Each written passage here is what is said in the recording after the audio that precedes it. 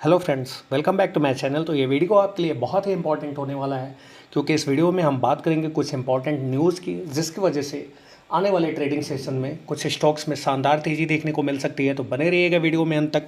इससे पहले अगर अपने चैनल को सब्सक्राइब नहीं किया है तो चैनल को सब्सक्राइब कर ले, साथ ही साथ बेल आइकन को ज़रूर दबा ले ताकि आगे भी आपको ऐसे इन्फॉर्मेटिव वीडियो देखने को मिलती रहे। तो वीडियो शुरू करते हैं एक इम्पॉर्टेंट न्यूज़ के साथ। हमारे देश के प्रधानमंत्री जी रूस के दौरे पे हैं और वहाँ से पावर सेक्टर के लिए एक अच्छी न्यूज़ निकल के आ रही है और इसका फ़ायदा सीधे भेल के शेयर को जाता हुआ दिखेगा। तो पहले हम बात कर लेते हैं इंपॉर्टेंट न्यूज़ की। पहली अच्छी खबर ये है कि रूस और इंडिया में लंबी अवधि के लिए यूरेनियम का करार हो सकता है, जिसका बेनिफिट हमारे पावर प्लांट्स को जाता हुआ दिख सकता है। और साथ ही साथ 6 नए न्यूक्लियर पावर प्लांट इंडिया में बनाने की योजना पे बातचीत चल रही है।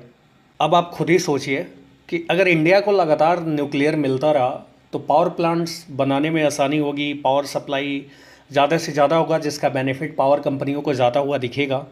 और इंडिया में न्यूक्लियर पावर प्लांट बनाने की एकमात्र कंपनी जो है वो है भेल। भेल के शेयर में आज मामूली तेज़ी देखने को मिली, नीचे की तरफ 326 पे इस स्टॉक का एक स्ट्रॉन्ग सपोर्ट है।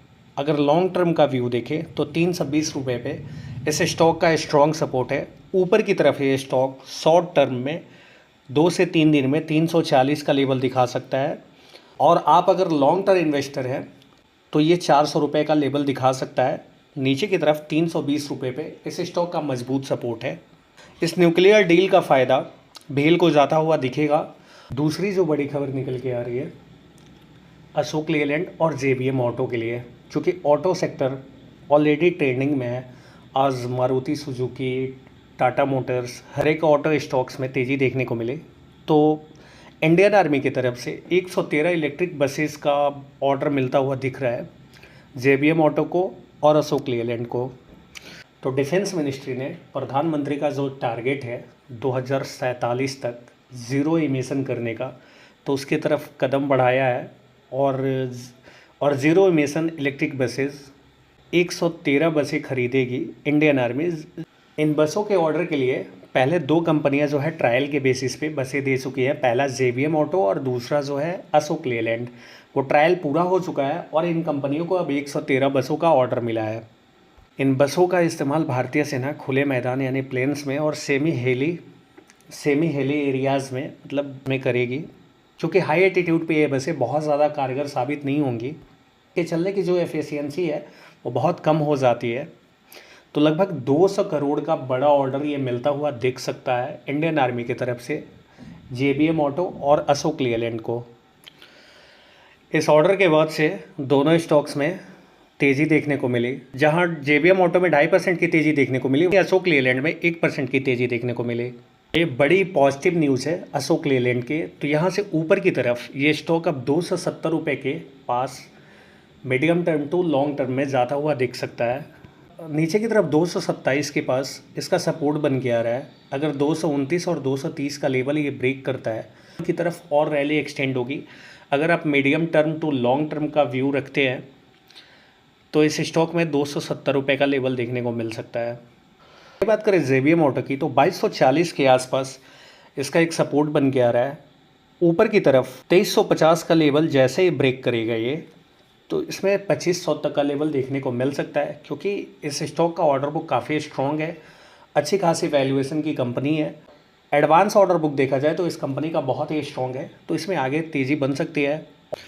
अगला जो इम्पॉर्टेंट न्यूज़ निकल के आया है वो भी ऑटो सेक्टर के लिए ही है। तो यूपी गवर्नमेंट ने ग्रीन टेक्नोलॉजी पे फोकस करते हुए ऑटो सेक्टर के हाइब्रिड गाड़ियों पे बड़ा रिबेट दिया है। यूपी गवर्नमेंट ने जो भी हाइब्रिड गाड़ियां हैं उन पे रजिस्ट्रेशन शुल्क इन्होंने माफ़ कर दिया है, जिसकी वजह से ऑटो सेक्टर की गाड़ियों में ज़्यादा तेज़ी देखने को मिली। इसमें मारुति सुजुकी में ग्रांड विटारा और इन्विक्टो 2 गाड़ियाँ हैं, जिसकी वजह से 7% तक की तेज़ी मारुति सुजुकी में देखने को मिली। इसमें हुंडई और टोयोटा भी आती है, लेकिन हुंडई अभी लिस्टेड नहीं है।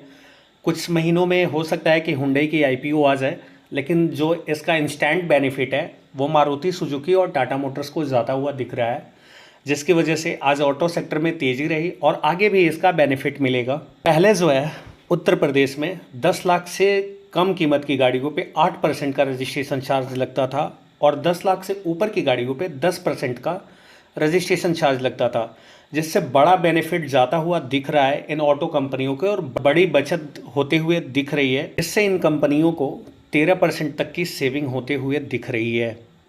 तो उत्तर प्रदेश गवर्नमेंट से रिबेट मिलने के बाद से मारुति सुजुकी में बहुत तगड़ी रैली देखने को मिली और 7% की तेज़ी देखने को मिली और जल्द ही ये स्टॉक 13,000 का लेवल टच कर लेगा और नीचे की तरफ 12,760 के आसपास इस स्टॉक का सपोर्ट बन के आ रहा है। अगला इंपॉर्टेंट जो न्यूज़ निकल के आ रहा है टाटा मोटर्स के लिए, क्योंकि मोटर्स की जो JLR सेगमेंट है, तो ऐसा न्यूज़ निकल के आ रहा है कि अब वो अपनी कारों की मैन्युफैक्चर इंडिया में करेगी। वो गाड़ी पहले 1.25 करोड़ के आसपास आ रही थी, तो इंडिया में मैन्युफैक्चर होगा तो वो गाड़ी 75 लाख के आसपास पड़ेगी इंडिया में। तो ये JLR के लिए और टाटा मोटर्स के लिए एक बूस्टअप का काम करेगा और इसका बेनिफिट टाटा मोटर्स को जाता हुआ दिख रहा है। अगर 1020 का लेवल ये स्टॉक क्रॉस किया तो जल्द ही इसमें 140 शॉर्ट टर्म में, और अगर आप व्यू लॉन्ग टर्म का रखते हैं तो 2000 तक का लेवल देखने को मिल सकता है। मीडियम टर्म में ये स्टॉक 1200 तक का लेवल आपको दिखा सकता है। नीचे की तरफ 1000 1005 इस स्टॉक पे सपोर्ट जोन है। तो फ्रेंड्स, उम्मीद करते हैं ये वीडियो आपको पसंद आई होगी। अगर वीडियो पसंद आई हो तो वीडियो को लाइक करें, चैनल को सब्सक्राइब करें और अगर आपकी कोई क्यूरी हो तो कमेंट करके बताएं, हम अगले वीडियो में उसे कवर करने की कोशिश करेंगे। मिलते हैं आपसे अगले वीडियो में।